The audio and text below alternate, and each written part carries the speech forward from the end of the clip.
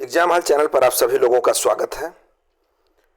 Ancient history को हम लोग जो क्लासेस कर रहे थे वीडियोज की, जिसमें हम लोग पूरे हड़प्पा सभ्यता से लेकर के मौर्य, मौर्योत्तर, गुप्त, पोस्ट गुप्त, गुप्तोत्तर और अभी हम लोग दक्षिण भारत का इतिहास देख रहे थे, राष्ट्रकूट और पल्लव। यहाँ तक हमने कंप्लीट कर लिया। लेकिन बीच में हम लोगों ने इस पर वीडियोज पर विचार किया कि इस पे महत्वपूर्ण प्रश्न जो वन लाइनर है आरओ परीक्षा के लिए, कुछ उनको महत्वपूर्ण प्रश्नों की बीच बीच में सीरीज आपको चलाई जाए, जिससे ये हो कि आप इसको रिवाइज करके ये एक बार आपका रिवीजन भी हो जाए और आपकी ये प्रैक्टिस भी बनती रहे कि परीक्षा में आप जब नोट्स को पढ़ें तो पूर्वावलोकन से ये लिंक कर लें कि जो महत्वपूर्ण प्रश्न हैं उनको आप बार बार रिवाइज करें, जिससे परीक्षा में वो आपके सही होने की प्रोबेबिलिटी बढ़ जाए।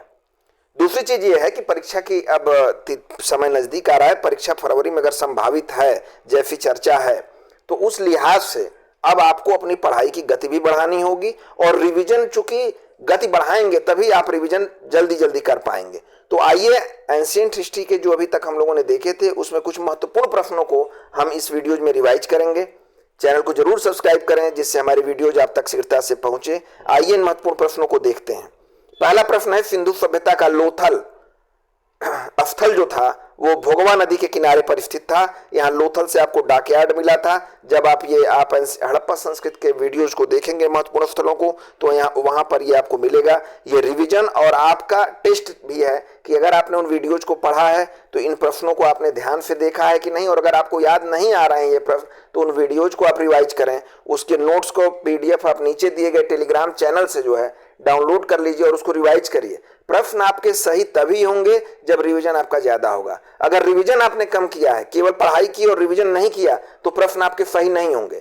तो मेरे इस वीडियोज बनाने का उद्देश्य केवल यह है कि अगर आपने पूरी वीडियोज पीछे की पूरी सीरीज को पढ़ा है तो ये प्रश्न आपको आने चाहिए और प्रश्न आपको याद होने चाहिए। ऑप्शन मिलने पर ये आपको सही लगाने हैं। अगर ऐसा नहीं हो रहा है तो आप उसको फिर से रिवाइज करें। रिवीजन ही परीक्षा निकालने का मूल मंत्र है। आपकी सफलता आपके रिवीजन पर ही सुनिश्चित होगी। प्रत्येक पार्ट का, वो एंशिएंट हिस्ट्री का हो, मिडिवल मॉडर्न हो या इंडियन पॉलिटी हो, आप बार बार रिवाइज करें। जैसे आर्टिकल्स की एक वीडियोज हमने आपको, समग्र आर्टिकल्स की एक वीडियोज बना दी है, प्लेलिस्ट में है, इंडियन पॉलिटी वाले सेक्शन में आप जाएंगे तो उसको आप बार बार रिवाइज करें। और बार बार आप जो स्टार्टिंग के आर्टिकल्स हैं मूल अधिकार के, नीति निर्देशक तत्वों के, उनको आप पूरा देखें। आपको याद होना चाहिए 12 से 51 तक प्रत्येक आर्टिकल, क्योंकि परीक्षा में अब जो प्रश्न बनेंगे, अगर प्रश्नों में थोड़ी विविधता लानी है, प्रश्न नए बनेंगे, तो जो आर्टिकल नहीं पूछे गए हैं या जिन आर्टिकल्स में पार्ट हैं कि 39A, B, C, 43A, 43B, उनमें आपके अब रेंज बढ़ेगी तो विविधता में विविध प्रश्न बनेंगे, विविधता बढ़ाई जाएगी। तो आपके लिए जरूरी है कि आप उस स्तर की तैयारी करें। तैयारी जो परीक्षा की डिमांड है और आपकी तैयारी दोनों जब मैच करती हैं तभी आपकी सफलता सुनिश्चित हो पाती है। तो ये जो वीडियोज बनाई गई है एंशिएंट हिस्ट्री के महत्वपूर्ण प्रश्नों की, ये सारे प्रश्न आपको पढ़ाए जा चुके हैं पिछले वीडियोज में। ये एक बार रिवीजन क्लास भी है कि आप कुछ महत्वपूर्ण प्रश्न जो मुझे लगते हैं कि महत्वपूर्ण है वो बीच बीच में मैं आपको रिवाइज कराता रहता हूँ 50 प्रश्न 100 प्रश्न के माध्यम से। और आपको ये इसके माध्यम से ये भी आइडिया लगेगा कि आप जो पढ़ रहे हैं कि आपको याद हो रहा है या नहीं हो रहा है, और नहीं हो रहा है तो आपको रिविजन अपना बढ़ाना है। आइए शुरू करते हैं। सिंधु सभ्यता का जो लोथल था वो भोगवा नदी के किनारे बसा था। भोगवा कौन है? वर्तमान की साबरमती है, साबरमती नदी। दूसरा देखिए, नौसारों से स्त्री के मांग में सिंदूर भरी हुई मूर्तियां पाई गई हैं। तीसरा प्रश्न देखिए, आटा पीसने की पत्थर की चक्की के 2 पार्ट लोथल से मिले हैं। अगर प्रश्न आए आपसे कि आटा पीसने के प्रमाण कहां से प्राप्त हुए तो लोथल पे ये लगाना है। बटन के आकार की मोहरें भी लोथल से मिली हैं। लोथल को हमने उठाया, लोथल से 4 बातें आपको बता दी कि लोथल जो है साबरमती भोगवा नदी किनारे स्थित है, पत्थर की आटा की चक्की के पार्ट मिले हैं वहां से, और बटन के आकार की मोहरें मिली हैं। कुड़ाल, हड़प्पा कालीन पुरास्थल से चांदी के 2 मुकुट मिले हैं। चांदी के जो 2 मुकुट हैं वो कुड़ाल से प्राप्त हुए हैं। भारत में हड़प्पा सभ्यता का सबसे बड़ा स्थल हरियाणा के हिसार जिले में स्थित राखी गढ़ी है। हड़प्पा सभ्यता के टॉपिक को जब आप पढ़ते हैं तो वहां महत्वपूर्ण स्थल और वो किस जिले में स्थित या किस राज्य में स्थित है वहां से प्रश्न पूछा जाता है, इसलिए इस पर विशेष फोकस है। वह हड़प्पा के महत्वपूर्ण स्थलों पर एक पूरी वीडियोज ही है। जो भी नए उत्खनित स्थल हैं उनको ध्यान में रख कर के पूरी वीडियो बनाई गई है, उसको रिवाइज करें। परीक्षा होने के बाद इन वीडियोस से लिंक करके मैं आपसे डिस्कस करूंगा इतिहास के प्रश्नों को। हमारा जो संग्रहण है वो सबसे वैज्ञानिक पद्धति से और इस तरीके से किया गया है जिसमें आपको परीक्षा में ज्यादा से ज्यादा प्रश्न मिले। इसलिए परीक्षा होने के बाद इतिहास सेगमेंट का डिस्कशन हम वीडियो से लिंक करके करेंगे और दिखाएंगे कि प्रश्न आपको इसमें से सारे प्रश्न मिलने वाले हैं। सारे का मतलब 80 से 90% प्रश्न आपको मिलेंगे। 10% प्रश्नों के लिए मैं नहीं कह सकता, लेकिन आपको मैक्सिमम प्रश्न यहाँ से मिलेंगे। ऋग्वैदिक कालीन प्राचीन नाम है, उनका आधुनिक नाम देखिए। एक प्रश्न यहाँ से भी आता है। उर्वरा उपजाऊ भूमि को कहा जाता है, पर्जन्य बादल को, तक्षण बढ़ई को, लांगल हल को और किवास हलवाहा को। जो किवास प्राचीन नाम है वो हलवाहा को। आरुड़ी उद्दालक 8वां पॉइंट देखिए। आरुड़ी उद्दालक एवं श्वेतकेतु के मध्य संवाद का वर्णन छांदोग्य उपनिषद में मिलता है। आरुड़ी उद्दालक और श्वेतकेतु के मध्य जो संवाद था उसका वर्णन छांदोग्य उपनिषद में मिलता है। सत्यमेव जयते मुंडकोपनिषद से लिया गया है। ये प्रश्न परीक्षा में आए हुए हैं और पुरानी वीडियोज में सब में वैदिक साहित्य में हमने सब डिस्कस किया है। आपको ये इसलिए कराया जा रहा है कि इसको आप रिवाइज भी कर लें और अपना रिवीजन बढ़ा भी दें। यजुर्वेद यज्ञ संबंधी अनुष्ठानों पर प्रकाश पड़ता है, या 10वें बंधु पर 10वां प्रश्न आपको मैं बता रहा हूं। यजुर्वेद यज्ञ से संबंधित है। महाभारत मूलतः जय संहिता के नाम से जाना जाता था। ये प्रश्न परीक्षा में आया हुआ है। महाभारत को जय संहिता के नाम से किस नाम से जाना जाता है? तो जय संहिता। ये दर्शन पे है। इस पे प्रश्न अभी पिछली परीक्षा पीसीएस 2023 प्रीलिम्स में भी प्रश्न आया हुआ है। इससे बार बार प्रश्न आता है, इसको देखें। सांख्य दर्शन कपिल का, योग दर्शन पतंजलि का, न्याय दर्शन गौतम का, पूर्व मीमांसा जैमिनी, उत्तर मीमांसा वादरायण ब्रह्मसूत्र और वैशेषिक कड़ाद उलूक। इससे पीसीएस 2023 में आया हुआ प्रश्न है। फिर से मैं आपको यहाँ पर रिवाइज करा रहा हूँ।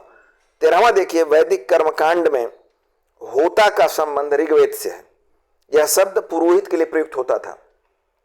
वैदिक कर्मकांड में उच्चारण करने वाले को होता कहा जाता था।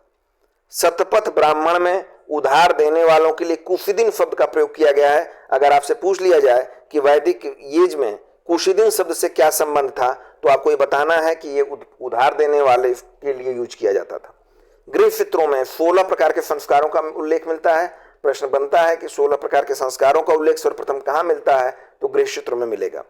खिल्य, परति या ऊषर भूमि, इन चीजों में आप एक बात और देखिए। जैसे शतपथ ब्राह्मण देखा आपने, ऐत्रेय ब्राह्मण है, गोपथ ब्राह्मण है, इन सारे ब्राह्मणों के बारे में और इनसे महत्वपूर्ण चीजों की चर्चा वैदिक साहित्य के वीडियोज में की गई है। यहाँ मैं रिवीजन के उद्देश्य से और आपके मन में एक बात ये धारणा बैठाने का प्रयास कर रहा हूँ कि आप रिवीजन के माध्यम से ही अपनी परीक्षा में मजबूती से आप सफल हो सकते हैं। रिवीजन पहले 2 बार 3 बार करिए और उसके बाद पेपर टेस्ट सीरीज लगाइए।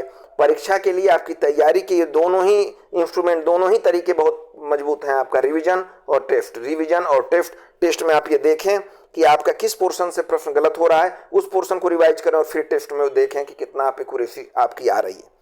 खिल्य जो है परति या ऊषर भूमि को कहा जाता है।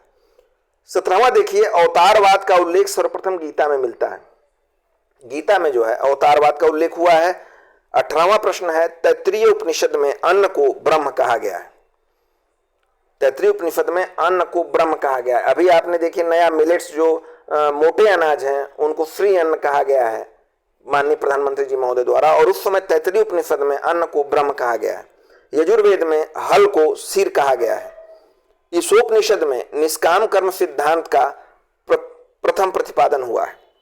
जो निष्काम कर्म सिद्धांत आप सुनते हैं उसका ईशोपनिषद में पहली बार उत्पादन हुआ। बाद में आप गीता में भी निष्काम कर्म की बात करते हैं, जहां कर्म के फल की चिंता किए बिना कर्म किया जाए। विद्यार्थियों के जीवन में ये बातें कही जाती हैं कि आप किसी परीक्षा के परिणाम के प्रति बहुत चिंतित ना हो करके आप पहले मजबूत हो करके, आपका ये कर्म है कि आप मेहनत से पेपर दें, और वो काम जब आप करेंगे तो आपकी सफलता अवश्य सुनिश्चित होगी। परीक्षा की तिथि जैसे डेट आने वाली है, आप परीक्षा के परिणाम, सीट, इनसे चिंतित हुए बिना आपको देखना है। तो ईशोपनिषद में निष्काम कर्म सिद्धांत का प्रथम प्रतिपादन हुआ है। ऋग्वेद में 21वां देखिए। ऋग्वेद में चरागाह के लिए गव्य एवं गव्यपति शब्द का प्रयोग हुआ। अब देखिए 22वें नंबर पर बहुत ही महत्वपूर्ण टॉपिक हमारा है मत और आचार्य।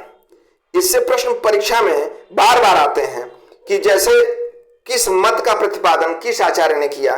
विशिष्टाद्वैत का रामानुज ने, द्वैतवाद का माधव या मध्वाचार्य ने, शुद्धाद्वैत का वल्लभाचार्य ने, द्वैताद्वैत का निम्बार्क ने। ये परीक्षा जैसे अभी हमने आपको खट दर्शनों के बारे में बताया, वैसे ही जो ये मत है विभिन्न विशिष्टाद्वैत, द्वैतवाद, शुद्धाद्वैत, द्वैतवाद्वैत, इनसे परीक्षा में प्रश्न बहुत पूछे जाते हैं।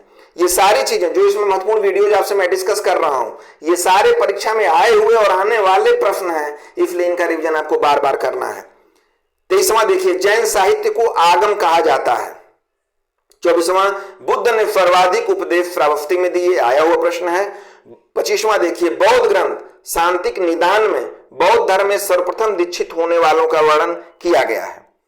26वां प्रश्न देखेंगे, महावीर स्वामी की मृत्यु के बाद जैन संघ का प्रथम अध्यक्ष सुधर्मन बना। परीक्षा में आया हुआ प्रश्न है कि जैन संघ का प्रथम अध्यक्ष कौन बना? सुधर्मन बना महावीर स्वामी की मृत्यु के बाद। दो सिद्धांत देखिए पूछा जाता है, क्षणिकवाद सिद्धांत बौद्ध धर्म से है, अनेकांतवाद सिद्धांत जैन धर्म से है। मिलाने में या कथन कांड में अगर कथन ए और आर में व्याख्या में है तो अनेकांतवाद आपका जैन धर्म का है, क्षणिकवाद जो है वो बौद्ध धर्म से संबंधित है। जैन धर्म को मानने वाले प्रमुख राजाओं का नाम देखिए, उदाइन हुए, चंद्रगुप्त मौर्य हुए, कलिंग का शासक खारवेल हुआ, राष्ट्रकूट शासक अमोघवर्ष और चंदेल शासक। 5 राजाओं का नाम आप देखेंगे, उदयन, मौर्य, चंद्रगुप्त मौर्य, खारवेल, राष्ट्रकूट शासक अमोघवर्ष और चंदेल शासक। 29वां प्रश्न देखिए, भगवान महावीर का प्रथम अनुयायी जमाली था।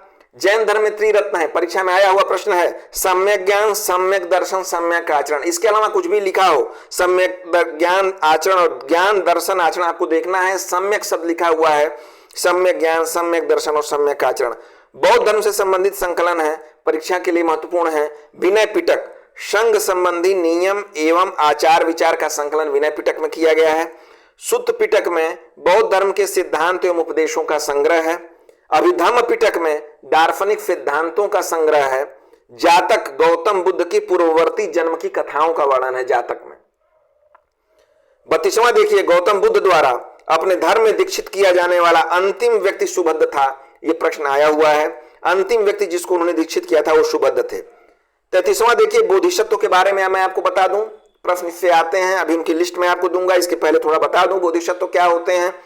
बौद्ध धर्म का विभाजन हीनयान और महायान में हो गया था चौथी बौद्ध संगीति में, और महायान का आदर्श बोधिसत्व है। बोधिसत्व क्या है? वो निर्वाण प्राप्त कर चुके व्यक्ति हैं, और उनका क्या है कि वो लोगों को निर्वाण प्राप्त कर चुके हैं, दूसरे के निर्वाण को प्राप्त कराने में वो सहयोग करते हैं, इसके लिए वो मानव या पशु के रूप में आते हैं। प्रमुख बोधिसत्वों को देखिए, अवलोकितेश्वर प्रधान बोधिसत्व हैं जो हाथ में कमल लिए हुए हैं। वज्रपाणी को देखिए, ये कठोर बोधिसत्व हैं जो हाथ में वज्र लिए हुए हैं। क्षितिग्रह शुद्ध स्थानों के अभिभावक हैं। मंजूश्री इनके एक हाथ में खड्ग और दूसरे हाथ में किताब है। मैत्रेय ये भावी बोधिसत्व हैं जो कलश धारण किए हुए हैं। तो हमने 5 बोधिसत्वों की बात आपसे की, अवलोकितेश्वर, वज्रपाणी, क्षितिग्रह, मंजूश्री और मैत्रेय। इनका कार्य यह है कि निर्वाण प्राप्त कर चुके हैं और आम जनमानस में निर्वाण प्राप्त कराने में ये सहयोग करते हैं, ये मानव या पशु के रूप में आते हैं। 35वां देखिए, मिस्र का शासक तुर्मय अशोक का समकालीन था, इसकी चर्चा की गई, आया हुआ प्रश्न है कि अशोक के समकालीन मिस्र का शासक कौन था। यूपीपीसीएस 2013 या 14 में एपीटी का क्वेश्चन रहा है। 36वां देखिए, अर्थशास्त्र के अनुसार मौर्य काल में वर्ष में 3 प्रकार की फसल उगाए जाने का उल्लेख है। फसलों को मैं लिंक करा दे रहा हूं, हैमन रबी की फसल, ग्रीष्मिक खरीफ की फसल, केदार जायद की फसल। 3 प्रकार की फसलें हैं, हैमन, ग्रीष्मिक और केदार। रबी, खरीफ, जायद तीनों हम अब जानते हैं। अर्थशास्त्र में जो इसकी चर्चा है हैमन की है, ग्रीष्मिक की और केदार की। 37वां प्रश्न देखेंगे आप, अशोक के धम्म की परिभाषा राहुलोवाद सूत्र से ली गई है। 38 देखिए, कल्हण के अनुसार अशोक ने कश्मीर में श्रीनगर की स्थापना की थी। प्रश्न पूछा गया है, कश्मीर में श्रीनगर की स्थापना किसने की थी? अशोक ने, ये कल्हण के अनुसार है। अशोक ने अपने आप को बुद्ध शाक्य कहा है मस्की लघु शिलालेख में। मस्की लघु शिलालेख में उसने बुद्ध शाक्य कहा है। इस बात की चर्चा हमने अशोक जो मौर्य शासन का कंप्लीट वीडियो एक है, उसमें हमने इस बात को, सभी अभिलेखों को, उसके पृथक शिलालेखों को, उसके स्तंभ लेखों को जिक्र किया है, कंप्लीट किया है। आप वहां से रिवाइज करें, वहां से एक पॉइंट हमने आपको दिया, यह परीक्षा में आया हुआ प्रश्न है, इसलिए रिवीजन क्लास में हमने इसको समाहित किया है। 41वां देखिए, अशोक शासक बनने से पहले उज्जैन का राज्यपाल था। 40वां नंबर पर देखिए, गांधार लघु शिलालेख द्विभाषी है, द्विलिपि में है, आरमाइक और ग्रीक। आरमाइक और ग्रीक 2 लिपि में वो लिखा गया है, गांधार लघु शिलालेख। अशोक शासक बनने के पहले उज्जैन का राज्यपाल था 41। ये रिवीजन का क्वेश्चन है, आप इसको याद रखें। 42वां देखें, अशोक के रामपुरवा स्तंभ पर बिशप का चित्र है। रामपुरवा स्तंभ पर बिशप, लौरिया नंदनगढ़ पर सिंह है और सांची और सारनाथ स्तंभ पर 4 सिंहों की आकृतियां मंडित की गई। 3 बातें इसमें हैं, 3 प्रश्न हैं। रामपुरवा पर बिशप, लौरिया नंदनगढ़ पर सिंह, सांची और सारनाथ पर 4 सिंहों की आकृतियां। मिलान करने के लिए कभी भी आपसे पूछा जा सकता है। इलाहाबाद स्तंभ लेख को रानी का लेख कहा जाता है, यह आया हुआ प्रश्न है कि रानी का लेख किस अभिलेख को कहा जाता है, तो इलाहाबाद स्तंभ लेख को। मौर्यकालीन प्रमुख करों को देखिए, सीता राजकीय भूमि से होने वाली आय, भाग उपज का हिस्सा, प्रवेश आयात कर 1/5 लिया जाता था 20%, निष्क्राम्य निर्यात कर, प्रणय आपातकालीन कर, बलि एक प्रकार का भू राजस्व, हिरण्य अनाज के रूप में न लेकर नकद लिया जाता था, और सेतुबंध राज्य की ओर से सिंचाई का प्रबंध। सेतुबंध था जो राज्य की ओर से सिंचाई का प्रबंध किया जाता था। नेक्स्ट प्रश्न देखिए, कलिंग का चेदी या महामेघवाहन वंश। इसके जो भी महत्वपूर्ण बातें हैं मैं आपको डिस्कस कर दे रहा हूं। परीक्षा के दृष्टिकोण से सारे पॉइंट आपको यहीं समाहित करके संग्रहित करके मैंने कलेक्ट कर दिया है। आप देखिए, यहाँ का सर्वाधिक शक्तिशाली शासक खारवेल हुआ। खारवेल जो था वो जैन धर्म का संरक्षक था। ये जैन वाले में हमने अभी आपको बताया है, खारवेल का नाम लिया था वहां। ये इस वंश का तीसरा शासक था। और उदयगिरी पहाड़ी में स्थित हाथी गुम्फा अभिलेख से खारवेल के बारे में विस्तार से जानकारी मिलती है। जनगणना का प्रथम साक्ष्य इसी हाथी गुम्फा अभिलेख से मिलता है खारवेल के। इससे पता चलता था कि कलिंग की आबादी लगभग 35,000 है।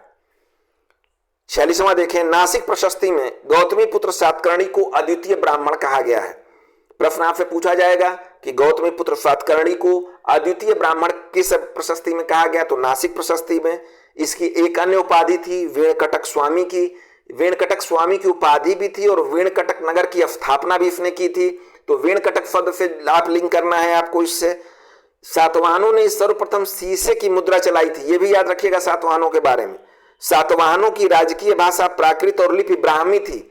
इसी का पुत्र पुलमावी था जिसने अपने को आंध्र सम्राट कहा था। ध्यान रखना है ये बातें। जब आप मौर्योत्तर काल को सातवाहन टॉपिक को दोहराएंगे, सारे प्रश्न वहां डिस्कस किए गए हैं, डिटेल में आपको बताया गया है। ये रिवीजन क्लास है, यहाँ हम आपको परीक्षा में आए हुए प्रश्न और एक मोटा मोटी रिवीजन आपको मैं यहाँ पर करा रहा हूँ। भड़ौच सातवाहन काल का प्रसिद्ध बंदरगाह और व्यापारिक केंद्र था।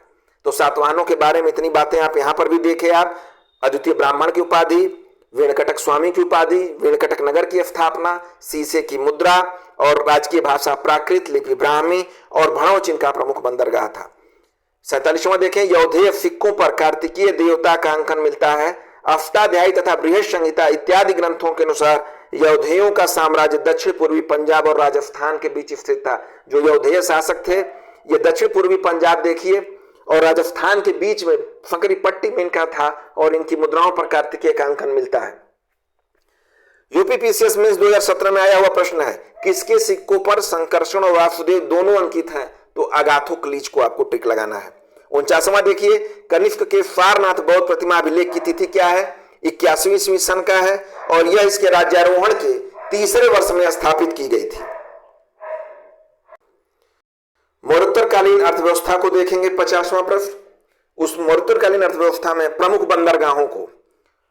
बंदरगाहों में देखिए, बारबेरिकस ये सिंधु के मुहाने पर है, अरिकामेडु पूर्वी तट पर, बेरीगाजा या भड़ौच पश्चिमी तट पर। इसमें आप देखेंगे बारबेरिकस, अरिकामेडु, बेरीगाजा या भड़ौच को आपने देखा। पश्चिम एशिया से खजूर तथा घोड़े आते थे, श्रीलंका से मसाला, इथियोपिया से हाथी दांत आदि का आयात किया जाता था।